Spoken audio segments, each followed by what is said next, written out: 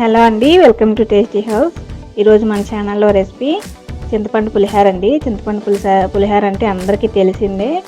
ఇది కొత్త వంటకం అయితే ఏం కాదు. కాకపోతే ఒక్కొక్కరు ఒక్కొక్క స్టైల్లో చేస్తూ ఉంటారు కదా. నేనైతే నా స్టైల్లో చేసి చూపించాను.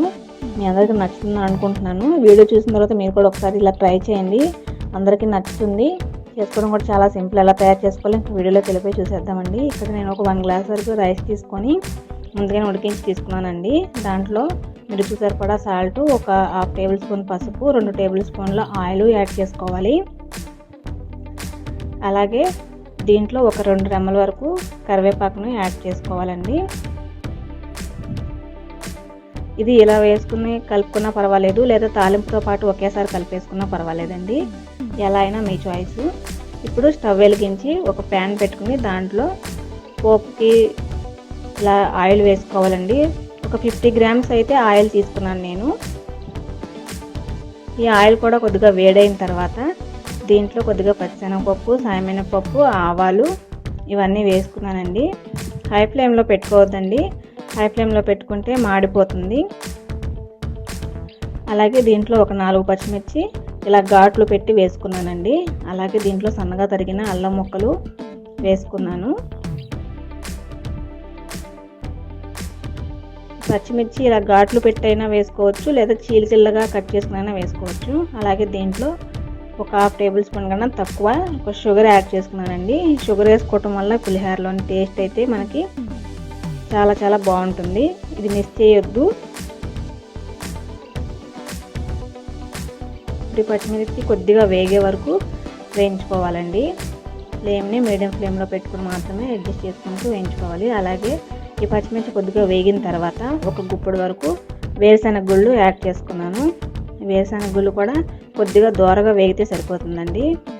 మరీ ఎర్రగా మాడిపోయేలా కాకుండా కొంచెం చూసుకుంటూ వేయించుకోవాలి.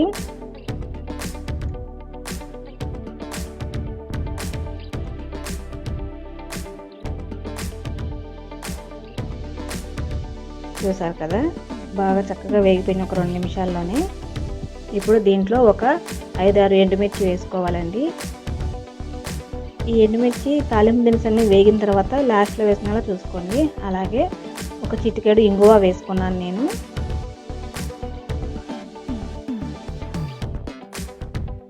దీంట్లో తర్వాత కరివేపాకు కొద్దిగా వేసుకున్నానండి. ఫ్లేమ్ని మీడియం ఫ్లేమ్లో పెట్టుకోండి. ఎండుమిరపకాయలు వేసాం కదా, నల్లగా అయిపోయే అవకాశం ఉంటుంది.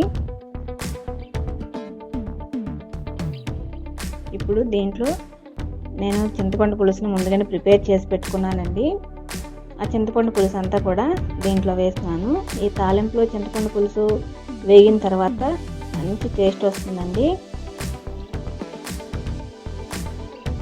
ఫ్లేవర్ కూడా చాలా చాలా బాగుంటుంది.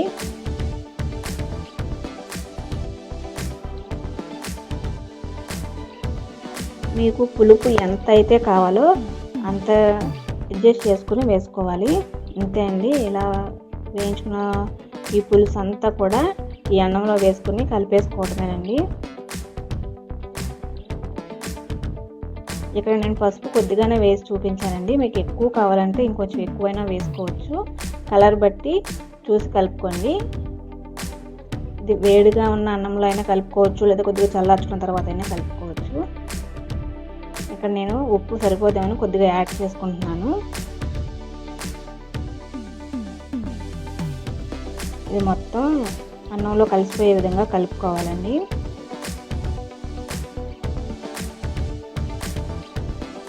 చూసారు కదా, ఇంకే పులిహోర అయితే అయిపోయింది. పులుసు తీసి పెట్టుకున్నాం కదా ముందుగానే. నేను ఈ పులుసుని ఎలా చేసుకోవాలో కూడా అది డిస్క్రిప్షన్లో ఇస్తాను, ఒకసారి చెక్ చేయండి. అంతే అండి. వీడియో కూడా చూసారు కదా, పులిహోర అయిపోయింది. మీరు కూడా తప్పకుండా ట్రై చేయండి. వీడియో నచ్చితే కనుక మీ ఫ్రెండ్స్కి, రిలేటివ్స్కి షేర్ చేయడం అస్సలు మర్చిపోవద్దు. అలాగే మన ఛానల్ కొత్తగా చూస్తున్న వారు ఎవరైనా ఉంటే సబ్స్క్రైబ్ చేసుకోవడం మాత్రం మర్చిపోకండి. అలాగే దాని పక్కన ఉన్న బెల్